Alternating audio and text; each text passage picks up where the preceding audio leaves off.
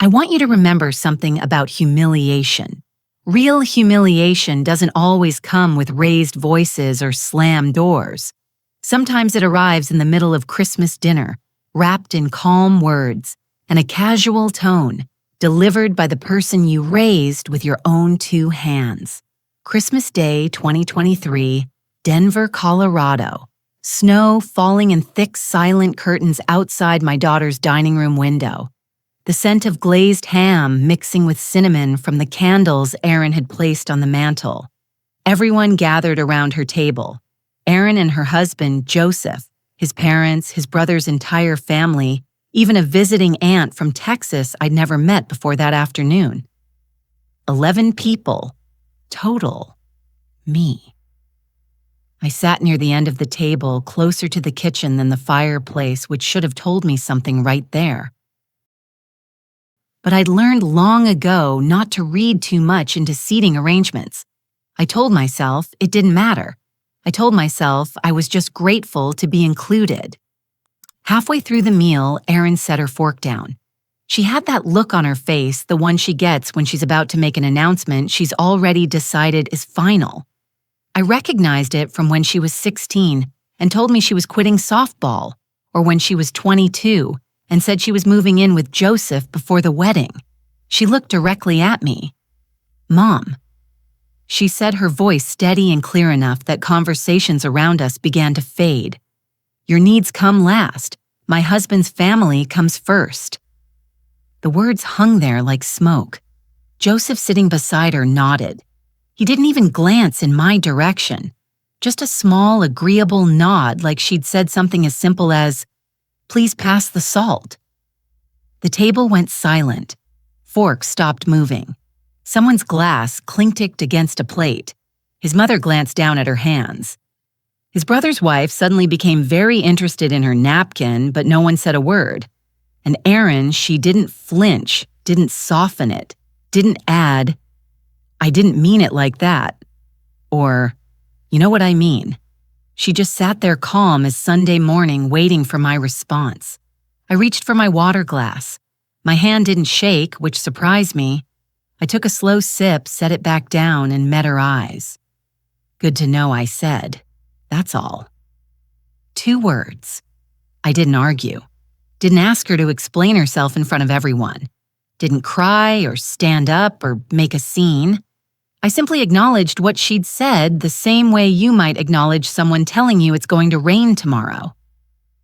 The room flickered with discomfort. A few people shifted in their seats. Joseph's father cleared his throat and mumbled something about the weather. His aunt from Texas suddenly found a reason to check on the dessert in the kitchen. But Erin didn't take it back. She didn't apologize. She didn't even look uncomfortable.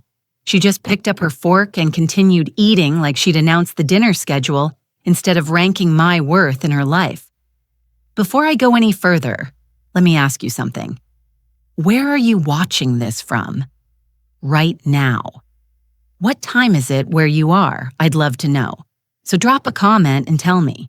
And if this story is already hitting close to home, go ahead and hit that like button and subscribe, because what comes next is going to show you exactly what happens when a mother finally stops bending. Now back to that table. I stayed for the rest of the meal because leaving immediately would have made it worse. I've never been the kind of woman who storms out. I was raised to endure, to smooth things over, to make sure everyone else felt comfortable, even when I was breaking apart inside. So I stayed. I smiled when Joseph's mother complimented the green beans. I nodded when his brother talked about his son's basketball team. I even helped clear the plates when dessert was finished, stacking them carefully in Erin's kitchen, while she laughed at something Joseph said in the other room. But inside, something had shifted. Not broken, not cracked, shifted. Like a bone that had been out of place for years, finally sliding into alignment. And the relief of it was so sharp it almost felt like pain. When I finally said my goodbyes, Erin walked me to the door. She kissed my cheek the way she always did, light and quick, already thinking about getting back to her guests. "Drive safe, Mom," she said. "The roads are getting bad." "I will," I told her. She smiled and closed the door. I stood on her porch for a moment, listening to the muffled sounds of laughter and conversation inside. The snow was coming down harder now, collecting on my coat and in my hair. I walked to my car, brushed the snow off the windshield with my sleeve, and sat in the driver's seat with the engine running, waiting for the heat to kick in. And that's when it hit me. Not anger, not sadness, clarity. For 26 years, I had poured everything I had into raising that girl. I worked double shifts when she needed braces. I cleaned office buildings at night so she could play softball. I ate ramen for weeks so she could go on her senior trip. I paid for her college, her car, her surgery, her house. I did it without hesitation, without keeping score, without ever once saying, "You owe me." Because that's what mothers do. Or at least that's what I thought mothers were supposed to do.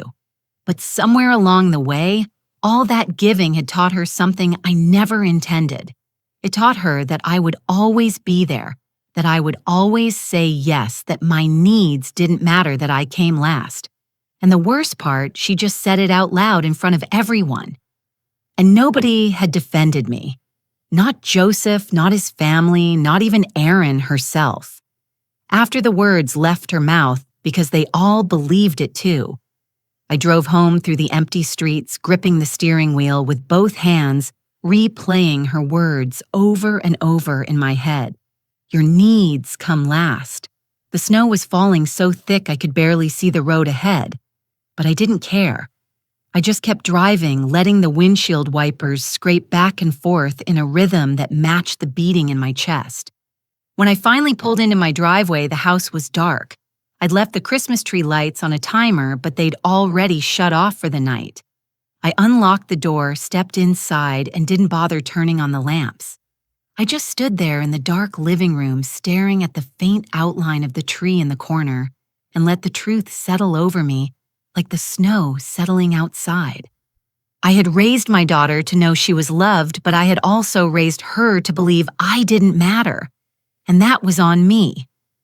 I walked over to the couch and sat down, still wearing my coat, still cold from the drive. I didn't cry. I didn't call anyone. I didn't pour myself a drink or turn on the television or do any of the things people do when they're trying to distract themselves from something painful. I just sat there and I made a decision. Not a loud one, not a dramatic one, just a quiet, steady decision that felt like the first real choice I'd made in decades. I wasn't going to fix this. I wasn't going to explain myself. I wasn't going to beg her to see me differently. I was just going to stop giving, stop bending, stop putting myself last. Because Erin had finally told me the truth, and the least I could do was listen. I didn't sleep that night. How could I? Instead, I sat in that dark living room until the sky started to lighten, thinking about how we got here, about where it all began. 1997, that's when everything changed. Erin was 4 years old, still small enough that I could carry her on my hip when she got tired. Her father and I had been together since I was 23, married at 25, and by the time Erin came along, I thought we'd figured out how to make it work. I was wrong. He was a dreamer, the kind of man who always had the next big idea, but never quite followed through.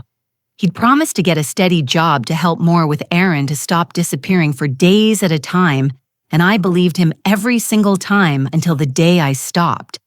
It happened behind a Safeway on Kfax Avenue in Aurora. I'd asked him to meet me there during my lunch break because we needed to talk about bills. The rent was late again.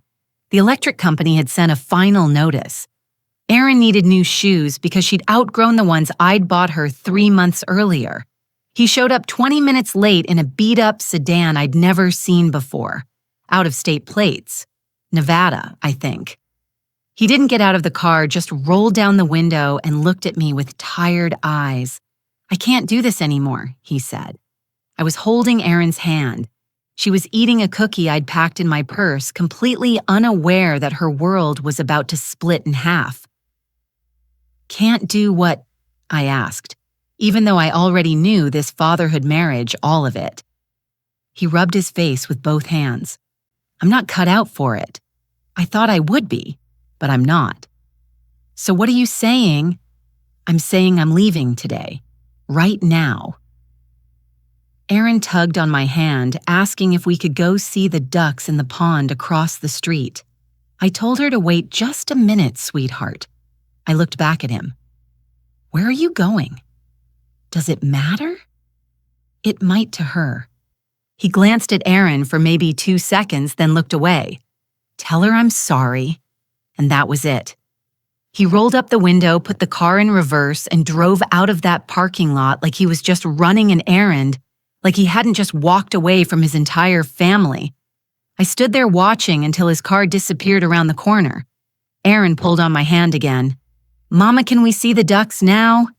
Yeah, baby, I said, forcing a smile. We can see the ducks. I never told her what happened that day.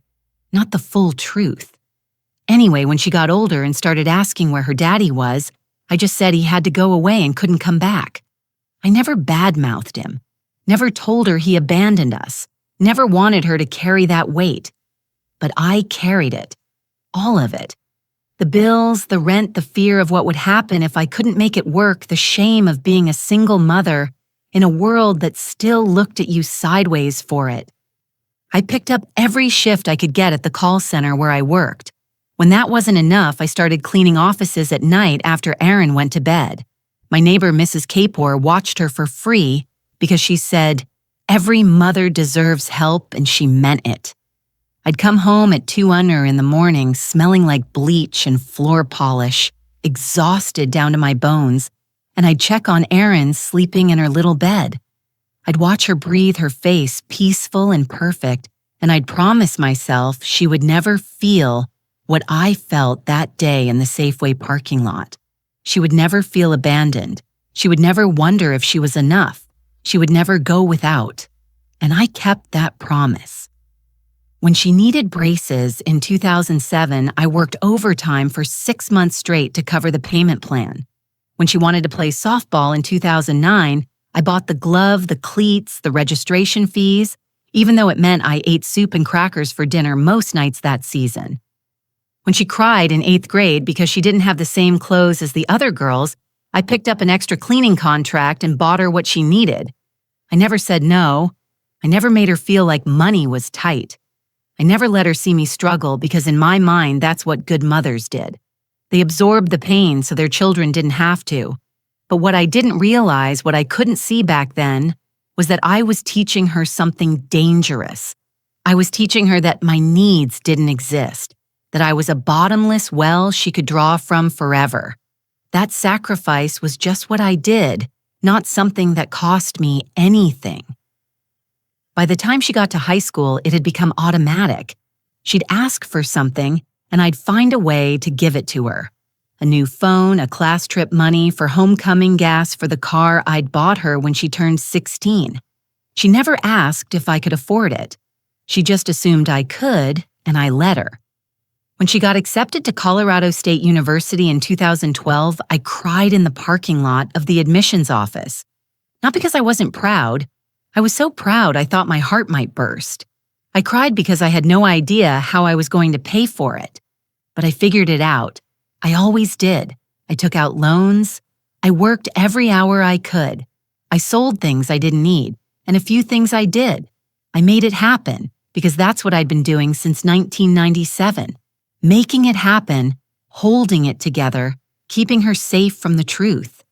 She graduated in 2016 with a degree in marketing and a job offer in Denver. I was so relieved I almost collapsed. Finally, I thought, finally, she's set. Finally, I can breathe. But it didn't stop. That same year, her car broke down. Transmission failure. The repair cost more than the car was worth. So I bought her a used Honda. Reliable, safe, exactly what she needed. She hugged me and said, "Thanks, Mom. You're the best." And I believed that's all I needed to be. The best. The one who fixed things. The one who showed up. In 2018, she had gallbladder surgery. Insurance covered most of it, but there was still a chunk they refused to pay. Erin called me in tears saying she didn't know what to do. I paid it. Of course I did. In 2020, she and Joseph wanted to buy their first house, but mortgage rates had spiked and they were short on the down payment. She didn't even have to ask. I offered. I told myself it was an investment in her future.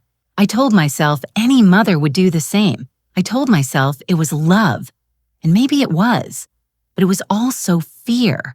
Fear that if I ever said no, if I ever put myself first, if I ever stopped being the person who saved her from every problem, she'd look at me the way I looked at her father that day in the parking lot, like I wasn't enough. So I kept giving, and she kept taking. Not because she was cruel, not because she didn't love me, but because I had trained her to. Sitting in my living room that Christmas night, staring at the dark shape of the tree in the corner, I finally saw the pattern clearly. Every time I erased myself to make room for her, I taught her that I didn't need room. Every time I said yes when I should have said no, I taught her that my boundaries didn't exist. Every time I sacrificed, without acknowledging the cost, I taught her that sacrifice was free. And now, 26 years later, she had looked me in the eye and said exactly what I'd spent decades teaching her. Your needs come last. I stood up from the couch, my legs stiff from sitting so long.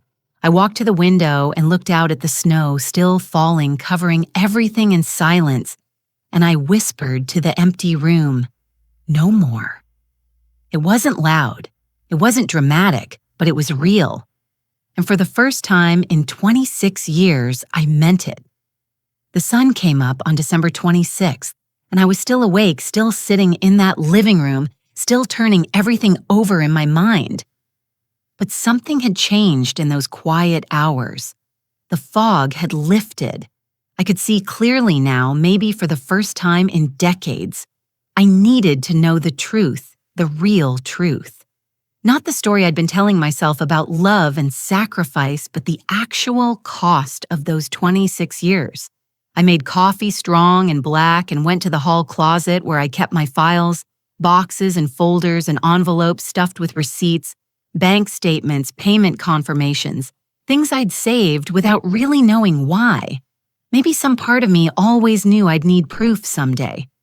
I spread it all out on the dining room table. Then I started adding. I began with 1997, the year her father left. The year it became just the two of us against everything. Childcare costs while I worked double shifts.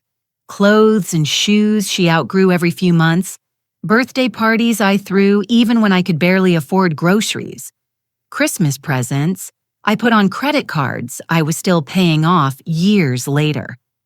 Then elementary school field trip, fees, school supplies, the violin she wanted to learn that cost $200 used lessons every week for a year until she decided she didn't like it anymore. I didn't get angry when she quit. I just put the violin in the closet and kept working. Middle school brought braces $800 over 2 years. I worked every overtime shift I could get at the call center. I took on 3 additional office buildings to clean at night. I remember my hands cracking and bleeding from the chemicals in the winter of 2007, wrapping them in bandages before I went to my day job so nobody would see. Erin got her braces off in 2009 and her smile was perfect. That's what mattered. I told myself that's what it was all for. That same year, she joined the softball league. Registration equipment traveled to tournaments in Colorado Springs and Fort Collins.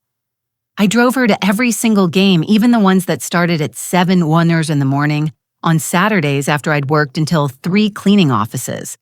I sat in those bleachers and cheered until my voice gave out. She never knew I was running on 2 hours of sleep. High school was worse, not because she was difficult, but because the costs got bigger. Homecoming dresses, prom expenses, senior trip to California college application fees. When she got accepted to Colorado State in 2012, I was terrified. I made decent money by then, but decent wasn't enough for tuition room, board books, everything a college student needs. I took out loans in my name. I picked up weekend shifts. I stopped buying new clothes for myself. I learned to cut my own hair. I drove my car until the check engine light became a permanent fixture on the dashboard. I sent her money every month for 4 years. Rent groceries, textbooks that cost $300 each, a laptop when hers died during finals week, plane tickets, home for holidays. She graduated debt-free. I was still paying off those loans. 2016, the car, her old one, died and she needed something reliable for her new job. I spent $7,200 on a used Honda Civic. I didn't tell her I emptied my emergency fund to do it. 2018, the surgery gallbladder removal insurance covered most of it, but there was still $4,300 they refused to pay. She called me crying, saying she didn't know what to do, and I told her not to worry. I put it on a credit card and made minimum payments for the next year, 2020. The house she and Joseph found a starter home in a decent neighborhood, but they were short on the down payment. They needed $12,000. I gave it to them. I told them it was a gift. Told them not to worry about paying me back. Told them I was happy to help them start their life together. I didn't tell them I'd been saving that money for my own future. For the day when I might retire, when my body finally gave out from all those years of double shifts and night cleaning, I didn't tell them I had dreams too. But I gave them the money anyway because that's what I always did.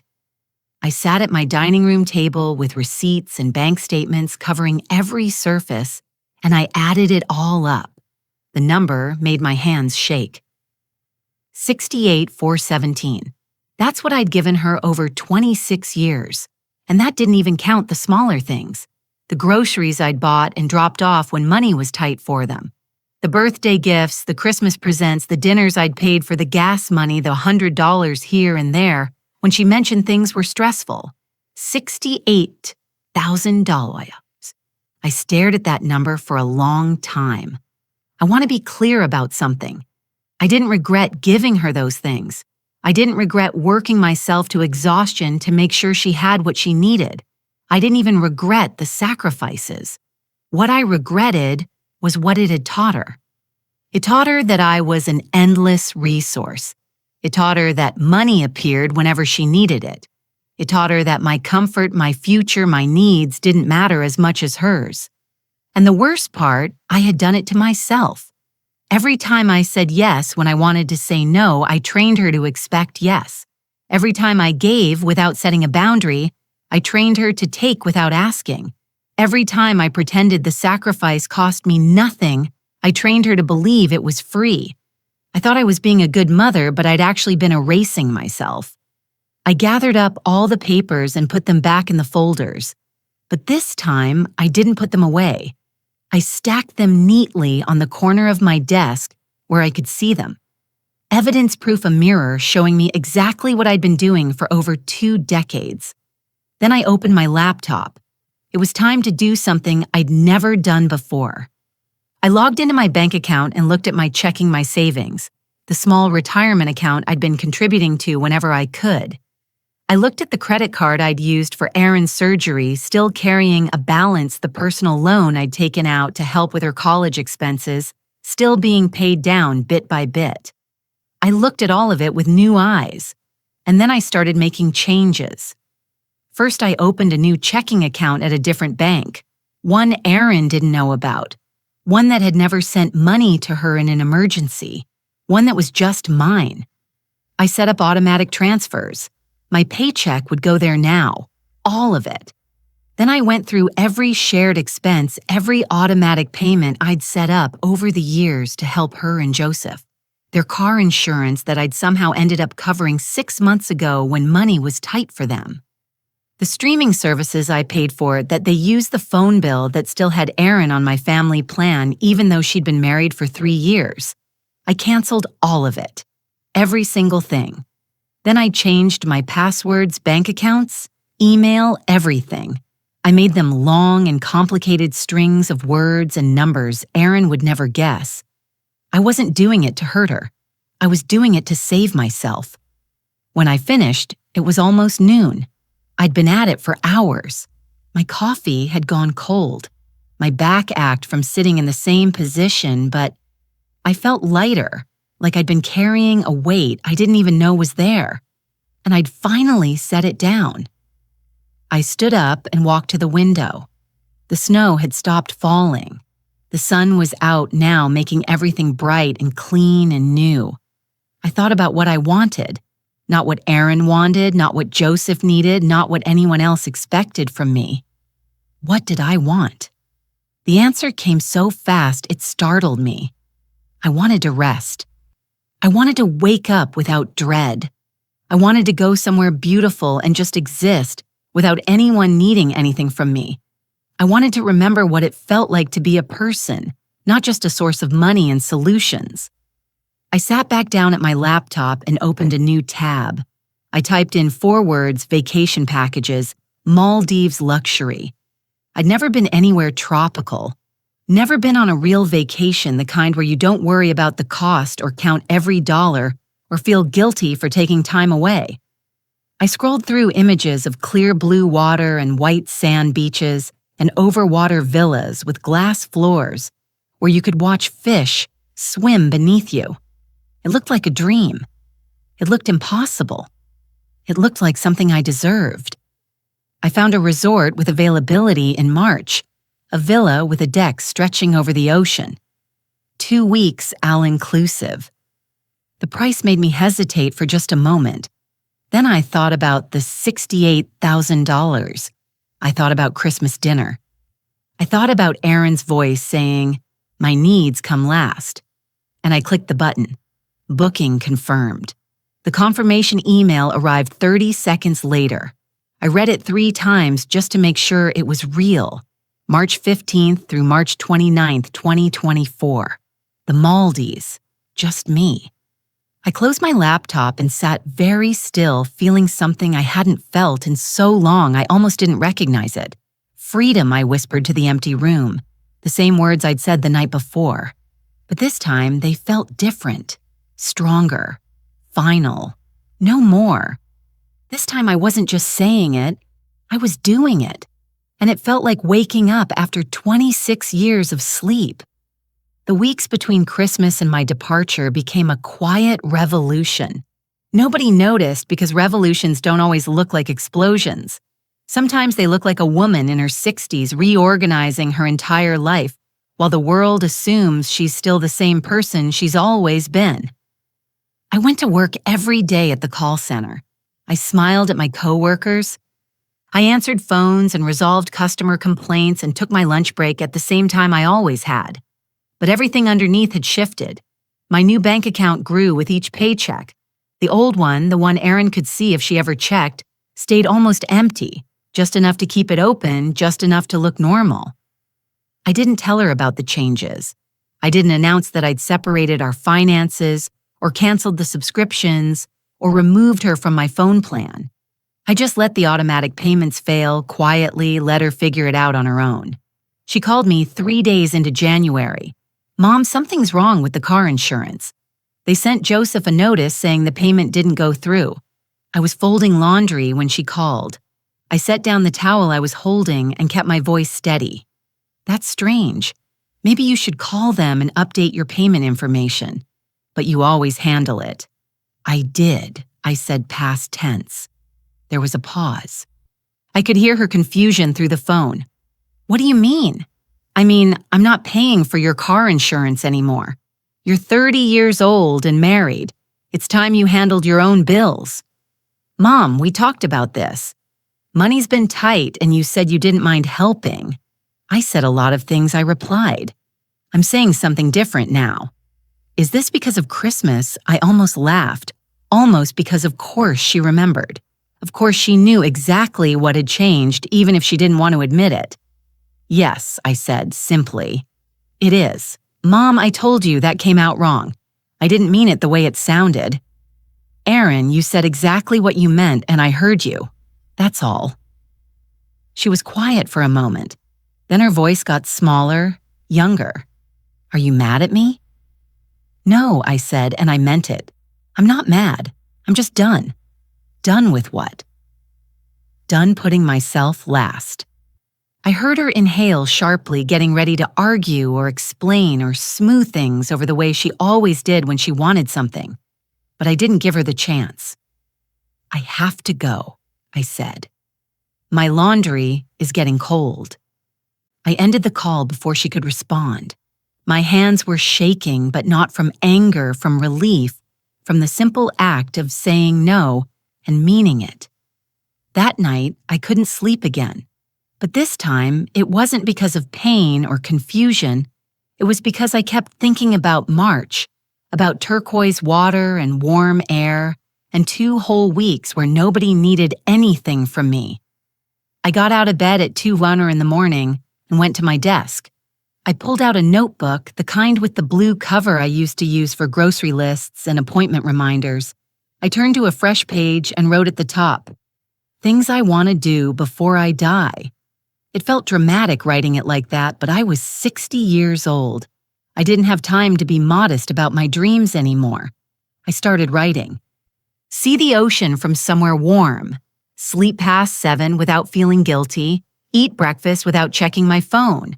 Read a book in the middle of the day just because I want to. Wear a bathing suit without apologizing for my body. Learn to paint. Visit a place where nobody knows my name. Go a whole week without solving someone else's problem. Remember who I was before I became someone's mother. I stared at that last one for a long time. Who was I before Erin? I'd been 26 when she was born, young enough to still have dreams that didn't involve someone else. I'd wanted to travel. I'd wanted to take art classes. I'd wanted to learn Italian and maybe spend a summer in Rome. But then life happened. Her father happened. Single motherhood happened. And all those dreams got packed away like winter clothes you tell yourself you'll wear again someday, but never do. I closed the notebook and put it back in the desk drawer. Then I pulled up my bank account on my laptop and looked at the balance in my new account. It was growing not quickly, but steadily. Every paycheck, every dollar I wasn't spending on Erin's emergencies. For the first time in my life, my money was just mine. I started thinking about what else I could do with it. Not just the Maldives, but after. When I came home, what kind of life did I want to build? I made a list of things I'd been putting off. The bathroom faucet that had been dripping for 2 years, I could fix that now. The book club at the library I'd always wanted to join but never had time for. I could make time now. The painting class at the community center every Thursday night. I could actually go now. Small things, simple things, but they felt enormous because they were mine. January turned into February. The snow started to melt. Denver began to thaw. Erin called a few more times. Always with the same energy tentative testing, trying to figure out if I was serious or if this was just a phase that would pass if she waited long enough. I kept my answers short and polite. Yes, I was fine. No, I didn't need anything. Yes, we could have lunch sometime. No, I couldn't watch my granddaughter this weekend. I had plans. I didn't actually have plans, but I liked the way it felt to say it. By mid-February, she stopped calling as often. Joseph called once, his tone somewhere between confused and annoyed. "I don't know what's going on with you and Erin, but it's affecting her. She's stressed. She thinks you're punishing her." "I'm not punishing anyone," I said calmly. "I'm just living my own life." "You've never acted like this before." "Exactly," I said. "That's the problem." He didn't call back after that. The quiet was strange at first. I'd spent so many years with my phone ringing with text messages, asking for help with emergencies that needed immediate attention. Now my phone sat silent for hours at a time, and it felt like peace. March arrived with warmer air and the first hints of spring. Crocuses pushed up through the last patches of snow in my front yard. The trees started budding. I packed my suitcase a week early. 2 bathing suits, sundresses, sandals, a book I'd been meaning to read for 3 years, sunscreen, a hat with a wide brim. Everything fit in one bag. I didn't need much. That was the beautiful part. I didn't need anything except the chance to exist somewhere beautiful without being needed. The night before my flight, I sat on my couch with a cup of tea and looked around my living room. The same furniture I'd had for years, the same pictures on the walls, the same quiet house that had seen me struggle and sacrifice and give until there was almost nothing left. I felt grateful for it, for the roof over my head, for the stability I'd built with my own hands. But I also felt ready to leave it for a little while, ready to see what the world looked like when I wasn't carrying everyone else's weight. I finished my tea, washed the cup, and went to bed. Tomorrow I'd board a plane. Tomorrow I'd fly further from home than I'd ever been. Tomorrow I'd start remembering what it felt like to be more than just a mother, more than just a solution, more than just someone who came last. Tomorrow I'd start being myself again. I fell asleep with the window cracked open, letting in the cool March air. And for the first time in months, I didn't dream about anything at all. Just darkness, just rest, just peace. The alarm went off at 4 a.m. on March 15th. I was already awake. I got up, showered, dressed in comfortable clothes for the long flight. I made coffee and toast 8 standing at the kitchen counter, watching the sky lighten through the window. My suitcase waited by the door, one bag. That's all I needed. I called a car to take me to Denver International Airport. I could have asked Erin to drive me the way I'd driven her to the airport dozens of times over the years. Every college break, every work trip, every vacation with Joseph. But I didn't want to ask. I didn't want to explain. I didn't want to give her the chance to make me feel guilty for leaving. The driver arrived at 5:30. He loaded my bag into the trunk, and we drove through the empty streets of Denver while the city still slept. We passed the call center where I'd worked for over 20 years, the office building I used to clean on Tuesday and Thursday nights, the grocery store where I'd stretched every dollar to make sure Erin never went without. I watched it all go by and felt nothing but relief that I was leaving it behind, even if just for 2 weeks. At the airport, I checked in, went through security, found my gate. I sat in one of those uncomfortable chairs and watched other travelers rush past. Families with small children, business people in suits, couples holding hands, everyone going somewhere just like me. The flight was long. Denver to Miami, then Miami to Malay. Hours and hours in the air. But I didn't mind. I read my book. I watched a movie. I ate the mediocre airplane food and didn't complain because I was going somewhere I'd only seen in photographs, somewhere warm and blue and far away from everything that had defined my life for the past 26 years. When we finally landed in Malay, the heat hit me. The moment I stepped off the plane, thick and humid, and completely different from the dry cold I'd left behind in Colorado. I took a boat transfer to the resort, watching the water change from deep navy to brilliant turquoise as we got closer to the island.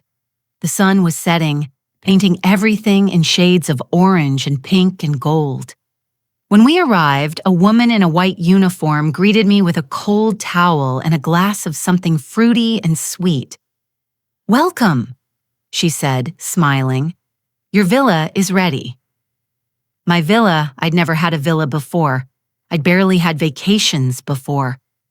She walked me down a wooden pathway that stretched out over the water. On both sides, the ocean was so clear, I could see fish swimming below. The sun had almost set, but there was still enough light to see the coral formations beneath the surface, the gentle movement of the waves. We stopped at a door with the number 7 painted in elegant gold letters. She opened it and stepped aside. I walked in and forgot how to breathe. The villa was small but perfect. A bed with white linens, a bathroom with a shower that looked out over the water, a sitting area with cushions and pillows, and at the far end, glass doors that opened onto a wooden deck. I walked to the doors and opened them. The deck stretched out over the ocean. There were lounge chairs, a small table, steps leading directly down into the water. I stood there, the warm air wrapping around me, and felt something inside my chest crack open. Not break open like I'd been holding my breath for decades, and finally remembered how to exhale. "Is everything to your satisfaction?" the woman asked. I turned to her and I realized I was crying. Not sad tears. Something else. Something I didn't have words for. "It's perfect," I said. She smiled, bowed slightly, and left me alone. I stood on that deck until the last light disappeared from the sky. Then I went inside, changed into pajamas, and fell asleep with the sound of water lapping against the pillars beneath me. I slept for 12 hours straight. When I woke up, the sun was already high and bright. I opened the doors and walked onto the deck, and the view in daylight was even more stunning than it had been at sunset. Water in every direction, clear and calm and endless. I ate breakfast on the deck, fresh fruit and yogurt and coffee that actually tasted good. I watched fish dart beneath me, their bodies silver and quick. Then I put on one of my bathing suits and walked down the steps into the water. It was warm, warmer than any bath I'd ever taken. I waded in up to my waist and just stood there feeling the sun on my shoulders and the gentle movement of the ocean around me. I thought about Aaron, about Joseph, about Denver and the call center and the house in Lakewood and the life I'd built on sacrifice and exhaustion. And I felt nothing but distance. Not anger, not resentment, just distance, like that life belonged to someone else now. I spent the first 3 days doing almost nothing. I swam. I read my book. I ate meals on the deck. I napped in the afternoon without setting an alarm. I didn't check my email. I didn't call anyone. I didn't solve a single problem that wasn't my own. On the 4th day, I tried snorkeling for the first time. The resort provided the equipment and a guide who took small groups out to the reef. I floated on the surface of the water, breathing through the tube, watching an entire world exist below me. Coral in colors I didn't know existed. Fish in patterns that looked like paintings. Everything moving slow and peaceful and completely indifferent to my presence. I stayed out there for 2 hours. When I came back, my skin was pink from the sun and my muscles ached from swimming, but I felt more alive than I had in years. That night, I had dinner at the resort restaurant.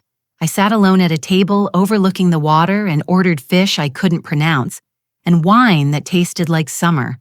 A couple at the next table kept glancing at me. Finally, the woman leaned over. "Are you here alone?" she asked. "Yes," I said. "That's so brave," she said. Like being alone was something that required courage. I smiled. "It's actually really easy." She laughed and went back to her dinner. But I thought about what she'd said. Brave. Maybe it was brave. Maybe choosing yourself after a lifetime of choosing everyone else did take a kind of courage. Or maybe it was just finally waking up. By the second week, I'd settled into a rhythm. I woke up early and watched the sunrise from my deck. I swam before breakfast. I spent the middle of the day reading in the shade. I walked along the beach in the late afternoon when the heat began to ease. I talked to other guests sometimes, a retired couple from Australia, a woman from Germany traveling alone like me, a family from Japan with 2 small children who built sand castles near the water.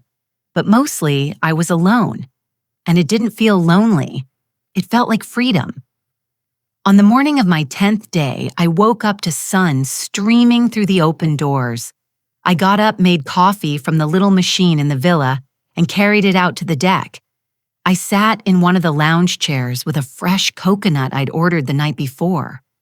The staff had left it in a small cooler by the door, already opened with a straw sticking out of the top. I sipped the coconut water and looked out at the turquoise ocean, and I thought about how far I'd come. Not just in miles, but in every other way that mattered. I'd spent 60 years being someone's daughter, someone's girlfriend, someone's wife, someone's mother, someone's emergency contact. But here I was, just me. No history, no obligations, no one who needed me to be anything other than a woman sitting on a deck, drinking coconut water in the morning sun. I closed my eyes and felt the warmth on my face, and that's when my phone started buzzing. I'd kept it off for most of the trip, only turning it on once every few days to make sure nothing catastrophic had happened back home. But I'd forgotten to turn it off the night before. Now it was buzzing over and over, calls coming in one after another. I opened my eyes and looked at the screen. 20 missed calls, 8 voicemails, text messages filling the screen so fast I couldn't read them all. All from Aaron, from Joseph, from Joseph's mother. My heart started pounding. Something had happened. Something bad. I sat up, sat down the coconut, and answered the next call that came through. It was Erin. Her voice was tight and high and barely holding together. "Mom, are you there? Are you home? We need you." Something happened. My stomach dropped. What's going on? It's Joseph's father. She said the words, tumbling out fast. "He collapsed this morning. We rushed him to the hospital in Boulder. They're saying he needs surgery, immediate surgery, but the bills." "Mom, the bills are already huge, and insurance is denying part of it, and we don't know what to do, and we need help. We need money. We need you to come back." I sat very still, the warm deck beneath me, the sound of gentle waves, the sun bright and perfect. And on the other end of the phone, my daughter's voice, frantic and desperate and absolutely certain that I would drop everything and fix it, just like I always had. "Aaron," I said slowly, carefully. "You told me on Christmas that I come last." The silence on the other end of the phone was so complete I thought the call had dropped.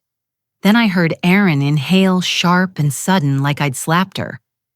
"Mom, that was a misunderstanding. You know I didn't mean it like that." "No," I said quietly, watching a small boat drift past my villa in the distance. "It wasn't a misunderstanding. It was a declaration." "We can talk about that later," she said, her voice rising with urgency.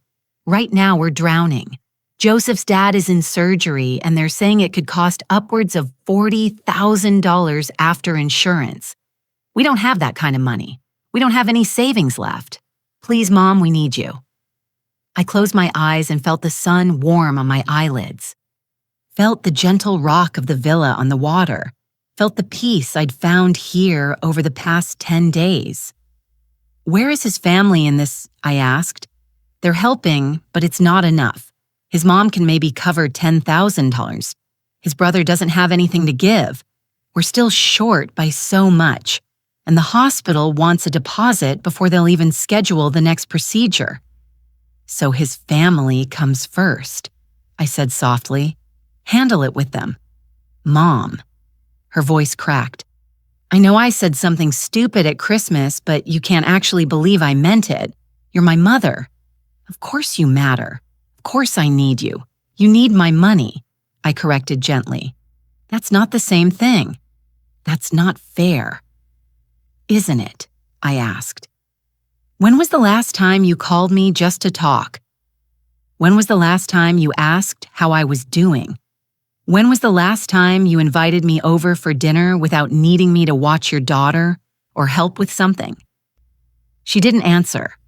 "Aaron, I've been here for 10 days. You didn't notice I was gone until you needed something. I thought you were just busy. I didn't know you left the country.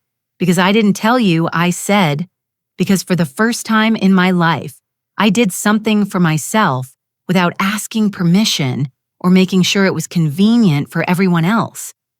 "Where are you?" she asked, and I could hear the confusion mixing with the panic in her voice. "I'm in the Maldives." Complete silence, then a sound that might have been a laugh or a sob. I couldn't tell which. "You left the country while we're going through this. I left 2 weeks ago, long before Joseph's father got sick. Can you come back, please? We need you here. We need help figuring this out." I looked down at the water beneath my deck. So clear I could see every piece of coral, every fish, every ripple of sand on the bottom. "No," I said, "I can't come back." "Why not?" "Because I needed rest." because I needed to remember what it feels like to breathe. Because I spent 26 years putting myself last and I'm not doing it anymore. Her breathing got faster, more shallow. Can you at least send money, please?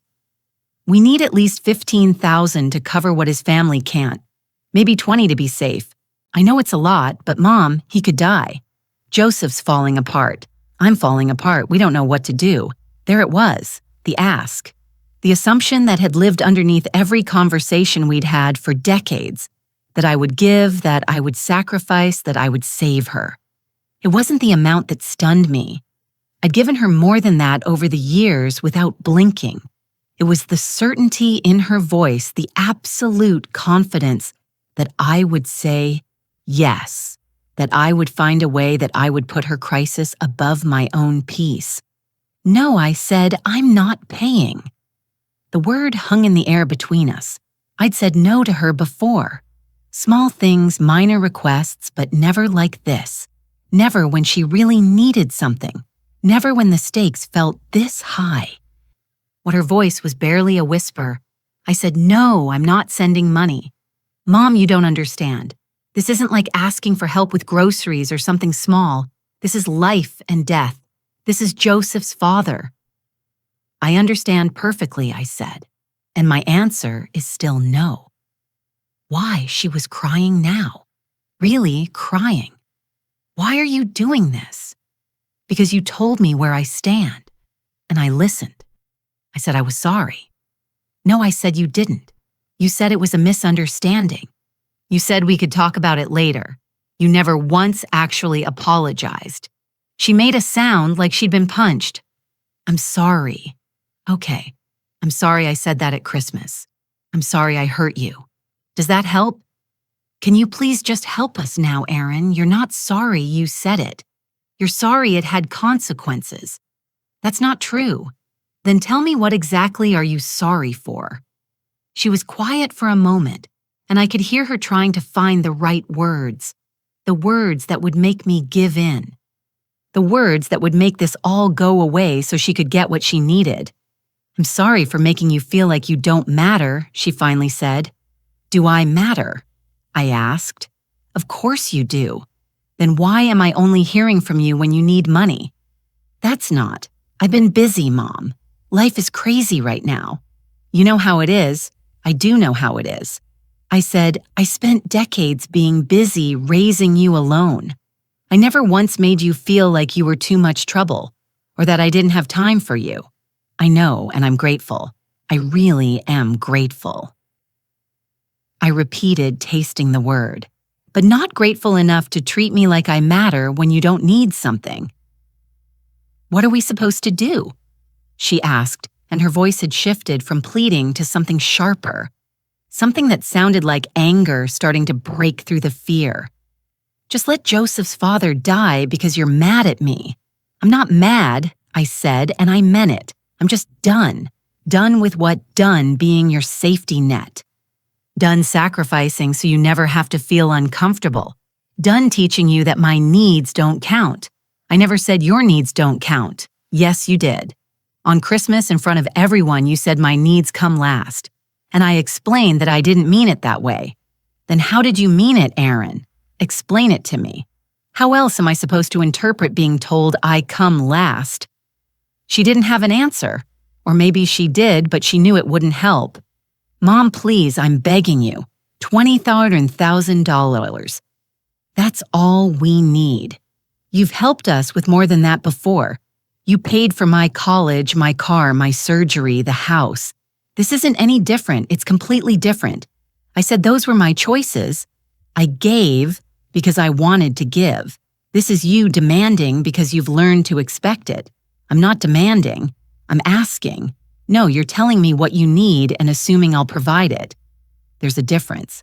So what, you're just gonna sit in the Maldives drinking coconuts while we lose everything? Well, You're not losing everything, I said calmly. You're facing a difficult situation and you need to handle it the way adults handle things. Call the hospital and set up a payment plan. Talk to a social worker about financial assistance programs. Reach out to his father's insurance company and fight the denial. Sell something if you have to get a second job. Do what I did for you for 26 years, which is what figure it out. She sucked in a breath like I'd thrown cold water in her face. I can't believe you're doing this to me. I'm not doing anything to you, I said. I'm just not doing it for you. There's a difference. You're being cruel. No, I'm being honest. For the first time in decades. I'm being completely honest. Joseph was right about you, she said. And her voice had gone cold now, hard. He said you'd do this. He said the second we really needed you, you'd find a way to make it about yourself. Joseph can think whatever he wants. I said, but you might want to ask yourself why your husband saw this coming and you didn't. What's that supposed to mean? It means he knew I had limits. You never bothered to find out where they were. She was crying again, but this time it sounded different. Less like fear and more like fury. I have to go, she said. I have to figure out how to save my family since my own mother won't help. Aaron, I said, but she'd already ended the call. I sat there on the deck phone in my hand, watching the screen go dark. My heart was pounding. My hands were shaking. But underneath the adrenaline, underneath the shock of what I'd just done there, was something else. Relief. I'd said no. I'd held the boundary. I'd chosen myself. And the world hadn't ended. I set the phone down and picked up my coconut, took a long sip. The water was sweet and cold and exactly what I needed. A few minutes later, the phone rang again. Joseph, this time, I let it ring 4 times before I answered. Hello, Joseph. His voice was tight with barely controlled anger. We really need the money today. Your daughter is falling apart. I'm sorry Joseph's father is sick, I said. I truly am. But I'm not your safety net. This isn't the time for pride, he snapped. It's not pride, I said. It's boundaries. Boundaries. His father is in the hospital and you're talking about boundaries. Yes, because healthy people have them. You're unbelievable. You know that. Erin told me what you said at Christmas hurt her, but I told her you'd get over it.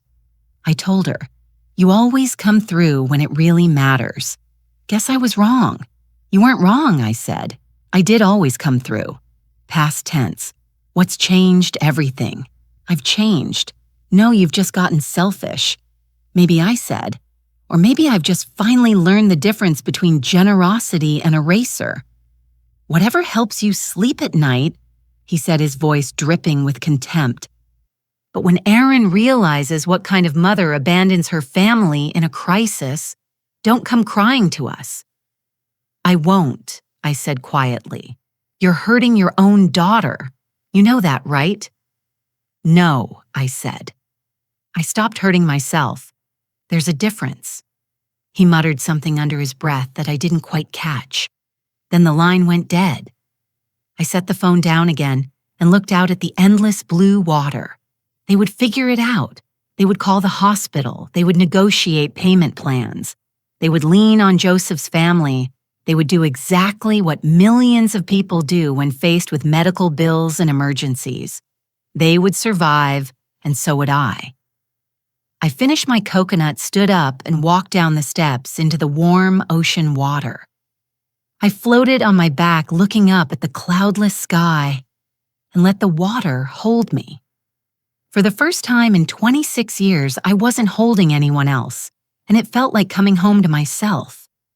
I turned off my phone after Joseph's call, completely off. Not just silenced, but powered down.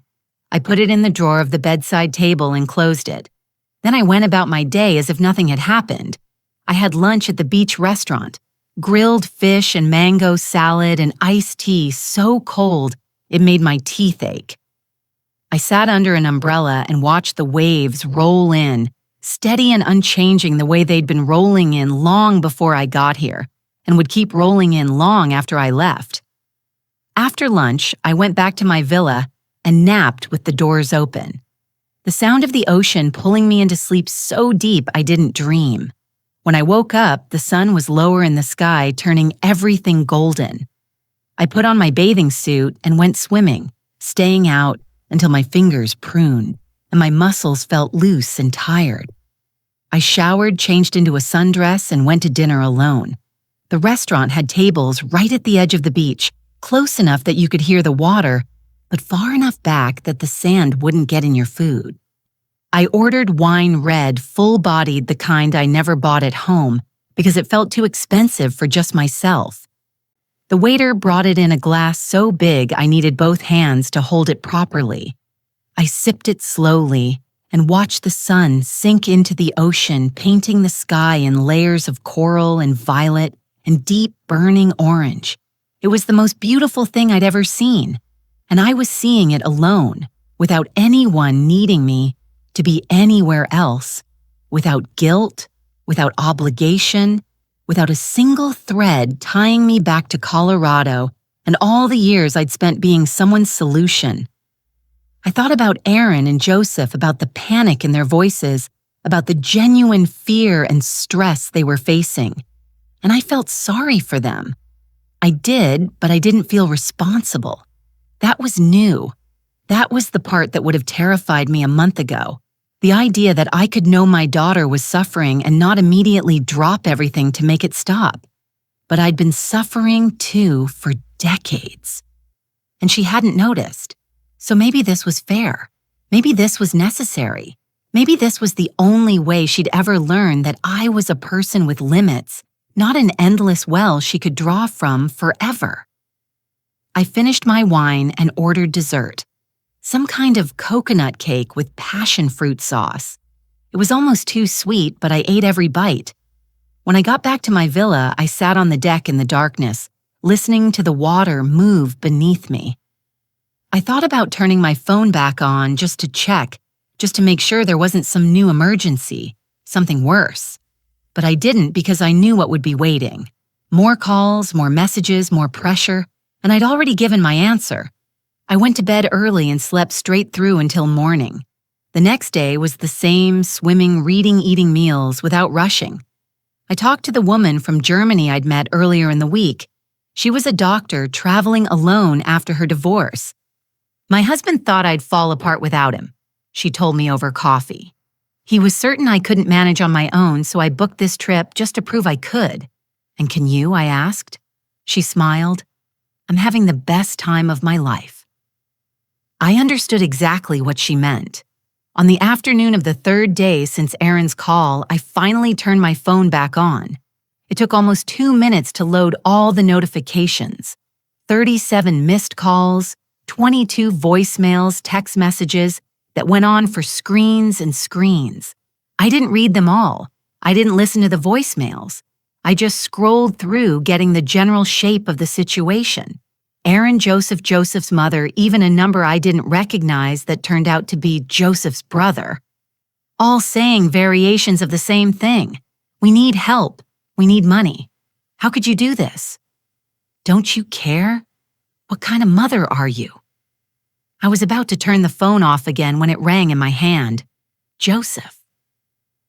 I almost didn't answer, but something made me pick up. Hick. Maybe I wanted to hear what he'd say now that a few days had passed.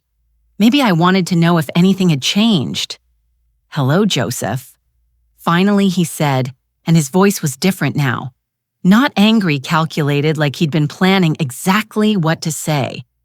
As I'm glad you answered. I wanted to apologize. That caught me off guard. Apologize, yes. I was harsh the other day. I was scared and I took it out on you. That wasn't fair. I didn't say anything, just waited. The thing is, he continued, his tone smooth now, almost friendly. We've been thinking about this all wrong. We shouldn't have called you asking for help like you owe us something. You're right. You've done so much already, more than most mothers would do. Okay, I said slowly. So we're not asking you to just give us the money. We're asking for a loan. We'll pay you back. Every penny with interest if you want. A loan, yes. We'll put it in writing, make it official. That way, it's a business transaction, not charity. Would that feel better? I almost laughed. Almost. Because this was new. This was strategy. This was Joseph realizing that guilt wasn't working, so he was trying something else. "How would you pay me back?" I asked. "We'd set up a payment plan, maybe $500 a month or whatever works for you." "Joseph, you just told me you don't have any savings. You couldn't cover your father's medical bills. Where would $500 a month come from?" He hesitated. "We'd make it work, cut back on things. Maybe I'd pick up extra shifts. You'd go into debt to pay me back for going into debt to help you if that's what it takes." "Yes, that doesn't make sense. It makes sense if it saves my father's life," he said. And now there was an edge creeping back into his voice. "Look, I know you're upset about Christmas. I get it. Aaron said something thoughtless, and you have every right to be hurt. But this is bigger than that. This is about whether you're willing to help your family in a genuine crisis." "It's not my crisis," I said quietly. "He's your grandson's grandfather. Doesn't that mean anything to you?" "Of course it does. I hope he recovers. I hope the surgery goes well, but that doesn't make it my responsibility to pay for it. We're not asking you to pay for all of it. Just a portion, just enough to get us through. And when the next crisis comes, when something else happens, and you don't have the money, do I loan you more? Do I keep being the backup plan every time life gets hard? That's not fair, isn't it, Joseph? Be honest with me. If I give you this money or loan it or whatever you want to call it, when do you imagine you'll actually pay me back?" Silence. You can't answer that because you know you won't. You'll have good intentions, but something will always come up. Something will always be more urgent. And 5 years from now, we'll all just quietly pretend the loan never happened. You don't know that. I know that I gave Erin $12,000 for your house down payment, and she called it a gift and never mentioned paying me back. That was different. You offered. I did, and you took it.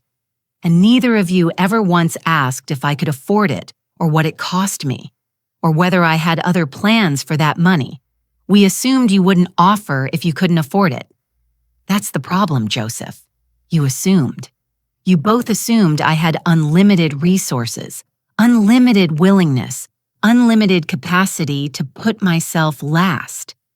He was quiet for a moment. When he spoke again, his voice had gone cold. "So that's it. You're really going to let us struggle. You're not going to struggle." I said, "You're going to do what everyone does. You'll call the hospital billing department. You'll apply for financial assistance. You'll set up a payment plan. You'll figure it out. We shouldn't have to figure it out alone when you could help. Why not I figured everything out alone for 26 years? That was your choice. You chose to raise Erin alone." "No," I said, feeling anger flare for the first time. "Her father chose to leave. I chose to stay. There's a difference." "Well, you're choosing to leave now, aren't you? I'm choosing myself."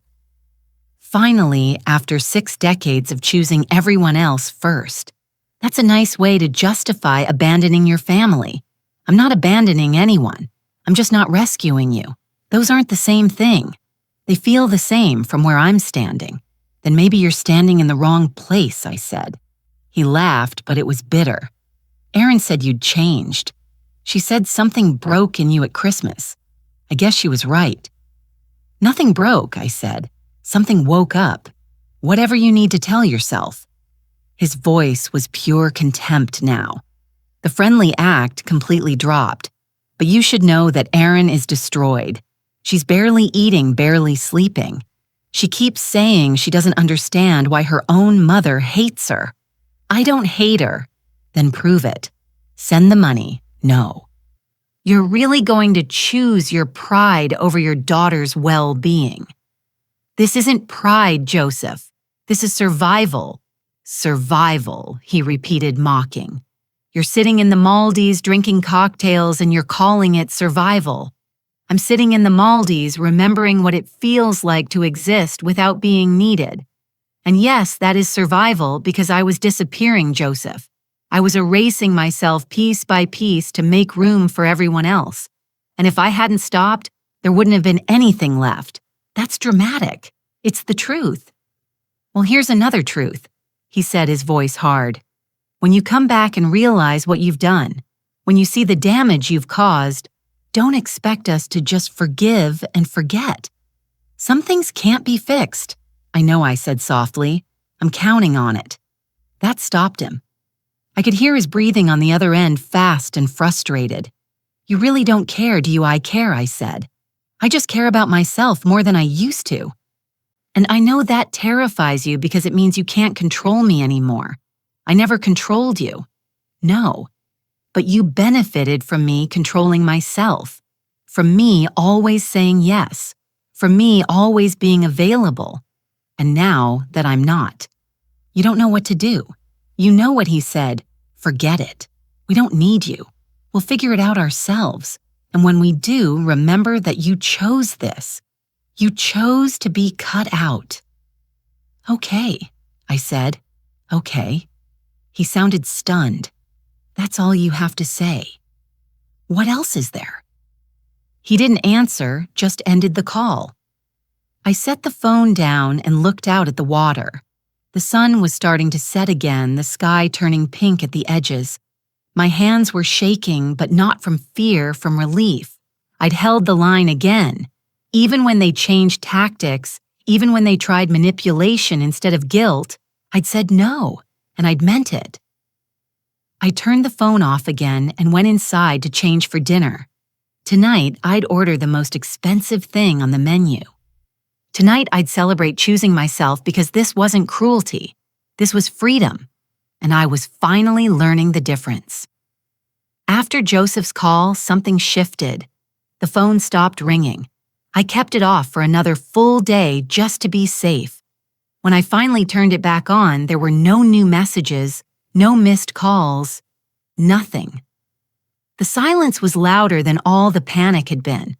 I tried to figure out how I felt about it. Part of me had expected them to keep pushing to escalate, to find new ways to apply pressure, but they'd stopped. Maybe they'd finally accepted my answer. Maybe they'd found another solution. Maybe they were just regrouping. I didn't know. And for the first time in my life, I was okay with not knowing. I had 4 days left in the Maldives, and I intended to use every single one of them. That morning, I signed up for a sunrise snorkeling trip. We left the resort while it was still dark. A small group of 6 people in a boat heading out to a reef, the guide said, was special. When the sun started to rise, we were already in the water. I floated on the surface and watched the light change everything below me. The coral went from gray shadows to brilliant colors, purple and orange and electric blue. Fish appeared like they'd been painted into existence by the sunlight. It was so beautiful, it hurt. I stayed in the water until my lips turned blue, and the guide gently suggested it was time to head back. On the boat ride to the resort, the woman from Germany sat next to me. "You look different than when you arrived," she said. "Different how?" "Lighter, like you've put something down." I smiled. "I have good," she said. "Whatever it wasn't yours to carry." I thought about that for the rest of the day, about all the things I'd been carrying that were never mine to begin with. Erin's father's abandonment, her need for stability, her assumption that I would always be there. Joseph's expectation that family meant unlimited access to my resources. None of it had been mine, but I'd picked it up anyway, and now I'd finally set it down. That afternoon, I treated myself to a massage at the resort spa. An hour and a half of someone else taking care of me, working out knots in my shoulders I didn't even know were there. The therapist was a small woman from Thailand who barely spoke, but had hands that seemed to know exactly where I'd been holding tension for years. When it was over, she placed her hand on my shoulder and said quietly, "You can let go now." I almost cried. Instead, I thanked her, tipped her everything I had in my wallet, and walked back to my villa feeling like I was floating. I spent the evening on my deck with a book I'd been trying to finish for 3 days. I kept getting distracted by the view, by the sound of the water, by the simple pleasure of having nothing I had to do and nowhere I had to be. As the sun set, I put the book down and just watched. Watch the sky turn from blue to gold to pink to deep purple. Watch the stars start to appear more stars than I'd ever seen in Denver, where the city lights wash them out.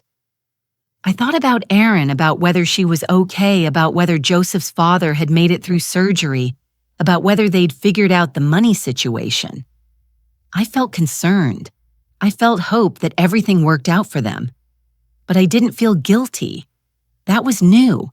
That was the part that told me something fundamental had changed. I could care about her without sacrificing myself for her. I could hope she was okay without making it my job to ensure it.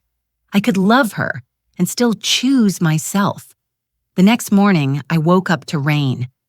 Not the cold, miserable rain of Colorado, but warm tropical rain that felt more like a shower than a storm. I stood on my deck and let it soak me, tilting my face up to the sky, feeling it wash away the last bits of doubt and guilt and old habits that had kept me small for so long. When it stopped, the sun came out and everything sparkled. I spent the day doing nothing in particular. I walked along the beach. I had a long lunch. I napped in the afternoon. I talked to the couple from Australia who told me about their grandchildren and their farm and their plans to spend 6 months traveling now that they'd retired. Life's too short, the husband said. To keep putting yourself last, his wife nodded. We spent 40 years building a life for our kids. Now we're building one for us.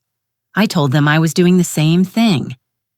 Good for you, the wife said and squeezed my hand. It's never too late to start.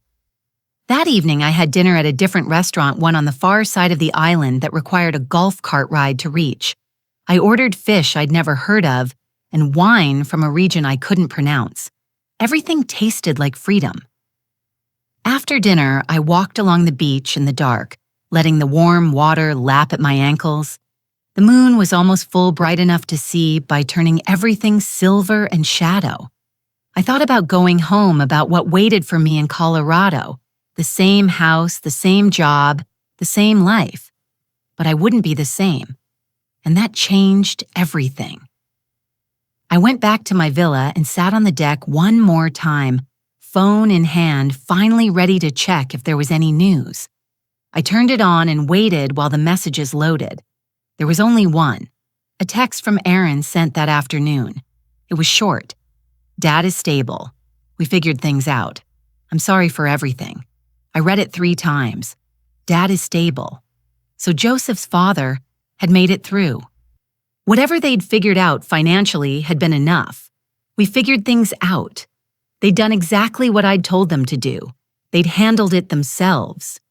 I'm sorry for everything. Not sorry for Christmas. Not sorry for specific words or actions. Just sorry for everything which could mean nothing or could mean she was starting to understand. I stared at the message for a long time. It wasn't a grand apology. It wasn't poetic or detailed or even particularly heartfelt, but it was real, and real was enough. I didn't respond right away. I put the phone down and looked out at the ocean one more time. They'd survived without me. They'd figured it out. They'd done what adults do when faced with a crisis and no one swoops in to save them.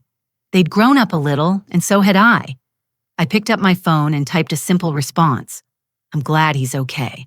I'll be home in 3 days. I hit send and then turned the phone off again. I had 3 more days of peace. 3 more days of warm water and quiet mornings and meals I didn't have to rush through. 3 more days of remembering who I was underneath all the years of being needed. I intended to use every minute. That night, I slept deeply and dreamlessly. The sound of water beneath me, the smell of salt air drifting through the open doors. And when I woke up the next morning, I felt ready to go home, ready to face whatever came next, ready to be a different kind of mother, the kind who loved fiercely but didn't disappear, the kind who helped when she could but didn't destroy herself when she couldn't, the kind who had boundaries and kept them, the kind who came first in her own life. I got up and made coffee and carried it out to the deck and watched the sun rise over the ocean one more time. And I thought about all the sunrises I'd missed over the years because I was too busy, too tired, too focused on everyone else's needs to notice the beauty right in front of me. I wouldn't miss them anymore. I wouldn't miss anything anymore because I'd finally learned the most important lesson of my 60 years. You can't pour from an empty cup. And mine had been empty for so long I'd forgotten what full felt like. But I remembered now, and I wasn't going back. I spent my last 3 days in the Maldives doing all the things I'd done before. Swimming, reading, eating good food, watching sunsets. But there was a different quality to it now. A sense of completion, of having crossed some invisible threshold I couldn't go back over even if I wanted to.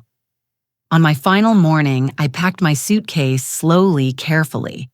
I didn't want to leave, but I was ready to go home, ready to build a life that looked like these 2 weeks.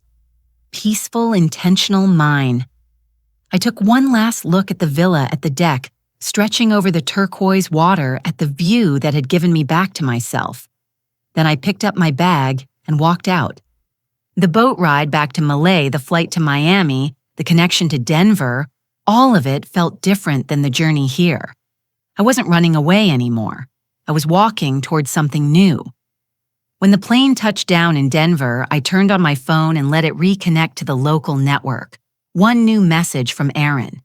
"Let me know when you're home. I'd like to come over and talk if that's okay." I looked at it for a long moment. Then I typed back, "I'll be home tonight. You can come by tomorrow afternoon." Short, simple, boundaried. I hit send and collected my bag from the overhead compartment. It was time to go home. Not to the life I'd left, but to the one I was finally ready to build. The drive from Denver International Airport to my house in Lakewood felt longer than the flight from Miami. Colorado looked exactly the same as when I'd left. The mountains still stood in the distance, snow still clinging to the peaks, even though it was early April. The streets were familiar, the buildings unchanged, but I was different. I could feel it in the way I held the steering wheel, in the way I looked at my neighborhood when I pulled into the driveway, in the way I walked into my house and set down my suitcase. This was still my home, but I was no longer the woman who'd left here 2 weeks ago, hollow and exhausted and invisible. I unpacked slowly, putting things away, doing laundry, restocking my refrigerator with food from the grocery store down the street. Normal tasks, the kind of things you do when you return from a trip. But everything felt significant somehow, like I was building something instead of just maintaining it. That night, I made myself dinner. Nothing fancy, just pasta and vegetables and a glass of wine. I ate at my kitchen table instead of in front of the television. I took my time. I tasted every bite. And when I was done, I didn't immediately jump up to clean. I just sat there finishing my wine, looking around at my small house and feeling grateful for it. Grateful for the stability I'd built with my own hands, grateful that it was mine. I went to bed early and slept hard, my body still adjusting to the time, change my mind still processing everything that had happened. When I woke up the next morning, I remembered Aaron was coming over this afternoon. I felt nervous, not afraid, exactly just uncertain about what this conversation would look like, whether she was coming to apologize or to try one more time to make me feel guilty, whether anything had actually changed, or if this was just a temporary truce until the next crisis. I cleaned the house, even though it didn't need it. Made coffee, even though I'd already had 2 cups. Changed my clothes 3 times before settling on jeans and a sweater. At 2 Honor, I heard a car pull into the driveway. I looked out the window and saw Erin getting out of her Honda, the one I'd bought her years ago. She looked tired, thinner than I remembered. She stood by her car for a moment like she was gathering courage before walking to my front door. I opened it before she could knock. "Hi, Mom. Hi, sweetheart." We stood there for a second, neither of us quite sure how to start. Then I stepped back and gestured for her to come in. She walked into the living room and sat on the edge of the couch, hands folded in her lap. I sat in the chair across from her, not next to her. I needed the distance, needed the space to hold my ground. "How was your trip?" she asked quietly. "It was good, really good. I've never been anywhere like that. The Maldives." "I know," I said. "Neither had I." She nodded, looking down at her hands. "Joseph's dad is home now. He's recovering. It was touch and go for a while, but he made it through. I'm glad. We set up a payment plan with the hospital. His mom took out a loan for her part. We're going to be paying it off for years, but we'll manage." "You figured it out," I said. "We didn't have a choice." She looked up at me and her eyes were wet. "You made sure of that." I didn't flinch, didn't apologize, just waited. "I was so angry at you," she continued. "For weeks, I was furious. I told Joseph you were being cruel. I told his family you'd abandoned us. I told myself you didn't care about me anymore. And now," she took a shaky breath, "now I think maybe you cared about yourself for the first time in my entire life, and I didn't know how to handle it." Something in my chest loosened. "Erin, why did you say I come last at Christmas in front of everyone? Why did you say that?" She closed her eyes. "Because I believed it. Because you'd spent my whole life showing me it was true. Every time I needed something, you gave it. Every time I asked for help, you said yes. Every time there was a choice between you and me, you chose me. So you thought that's how it was supposed to be." "Yes," she whispered. "I thought that's what mothers do. I thought loving meant erasing yourself. That's what I taught you." She looked at me surprised. "You're not going to argue. You're not going to say I should have known better?" "No, because it's true. I did teach you that. Every time I sacrificed, without acknowledging the cost, I taught you that sacrifice was free. Every time I said yes when I wanted to say no, I taught you that my boundaries didn't exist." Why she asked, and she sounded so young. "Why did you do that?" I thought about it. Really thought about it. "Because your father left, and I was terrified that if I ever disappointed you, if I ever wasn't enough, you'd leave too. So I made myself into someone who could never disappoint you, someone who would always be there, always say yes, always put you first. But that's not sustainable." "No," I said, "it's not." And eventually, I had nothing left. She was crying now, tears running down her face. "I took everything from you.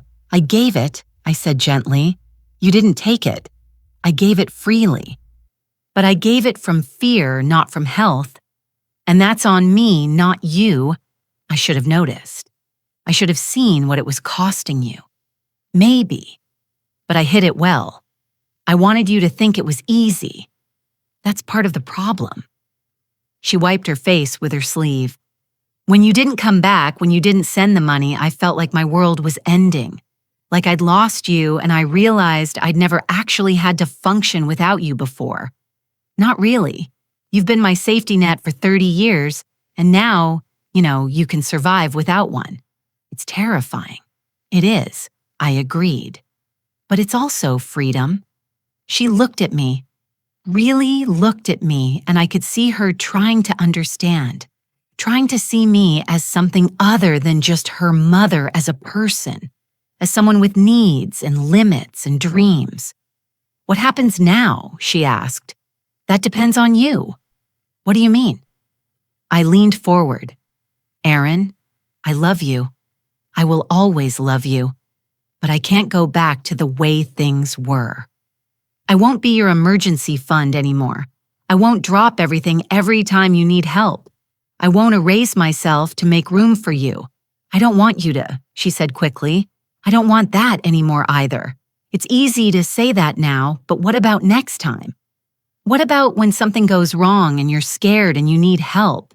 Then I'll ask, really ask, not assume, not demand. And if you say no, I'll accept it.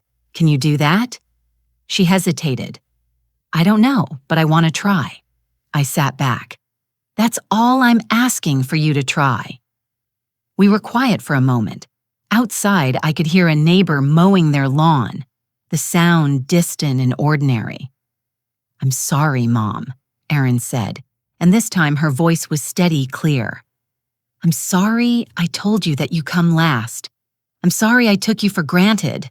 I'm sorry I never asked what you needed or what you wanted or whether you were okay.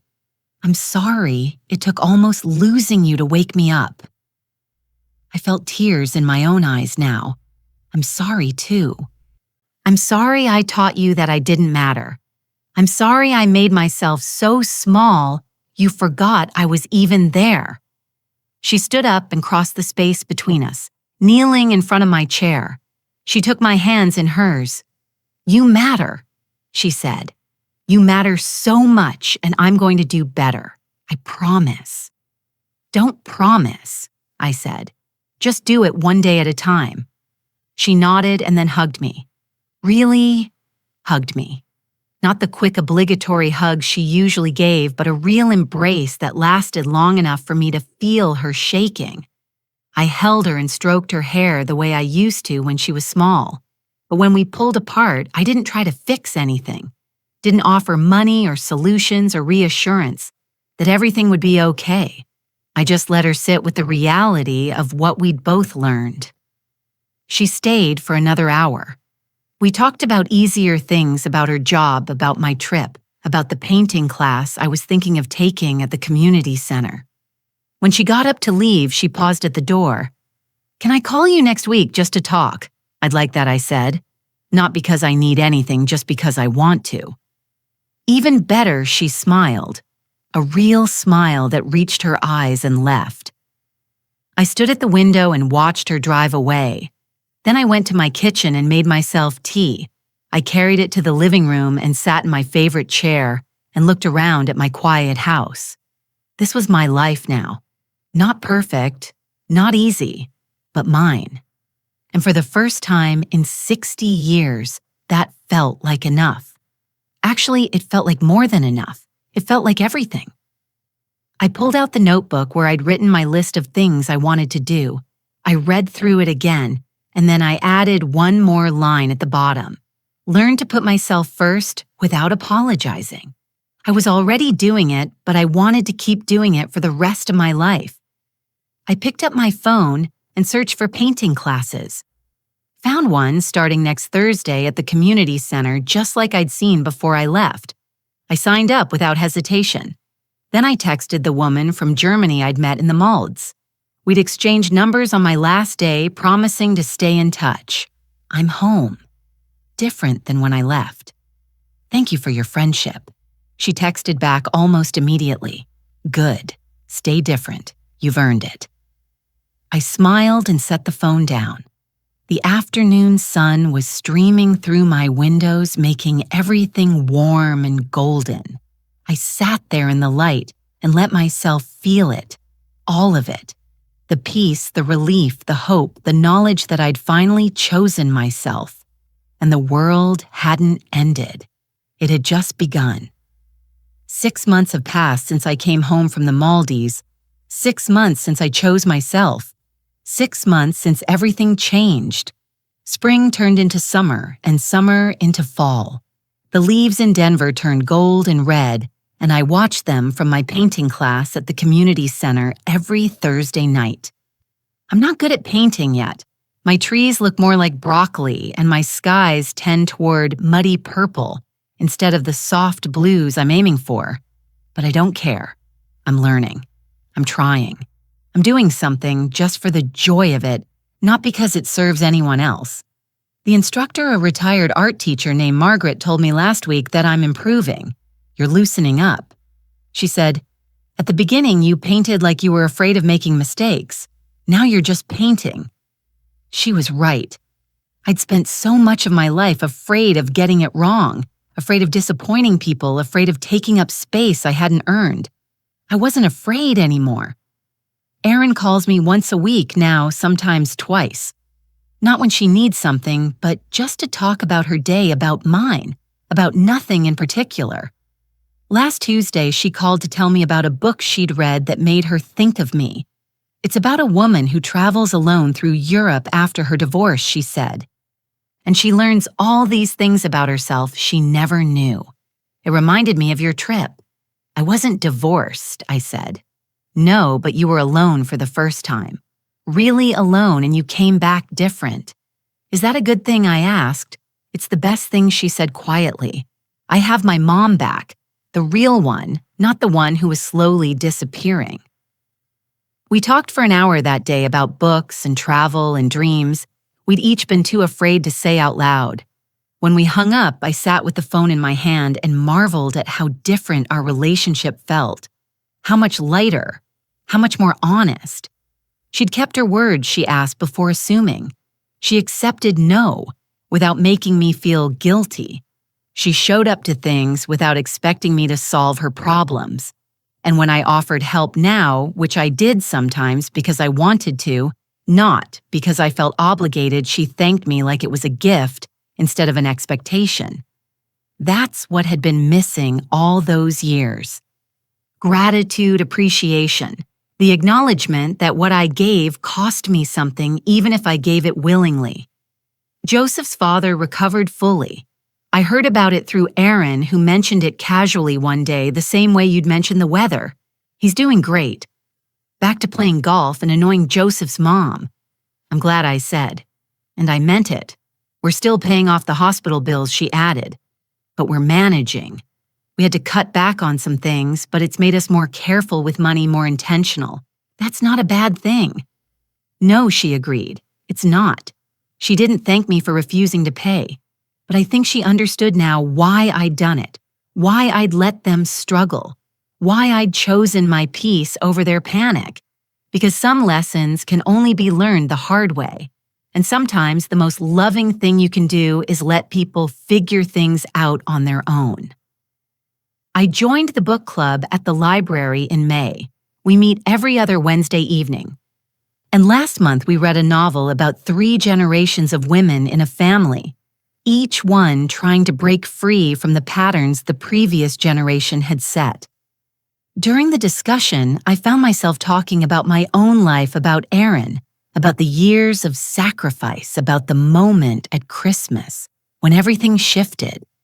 The other women listened, some of them nodding, some of them wiping their eyes. When I finished, a woman named Ruth, who must have been in her 70s, reached across the table and squeezed my hand. "Good for you," she said. "I waited until I was 72 to do what you did at 60. I wish I'd been braver sooner. It's never too late," I told her.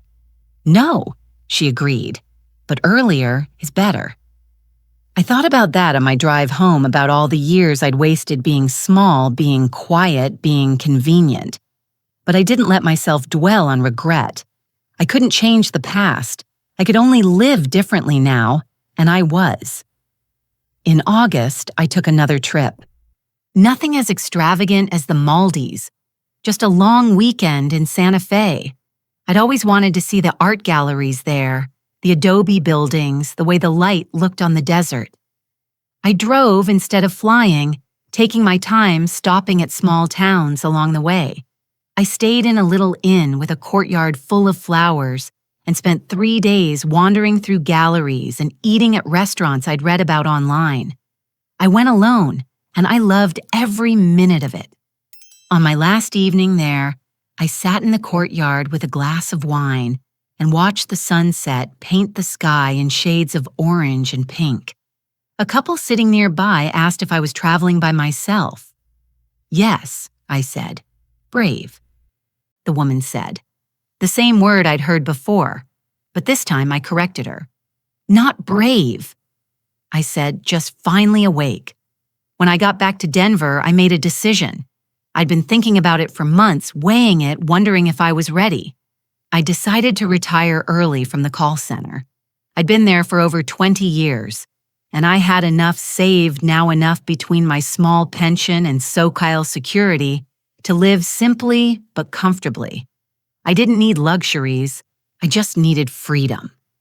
I gave my notice in September. My supervisor was surprised. "You're one of our best employees," she,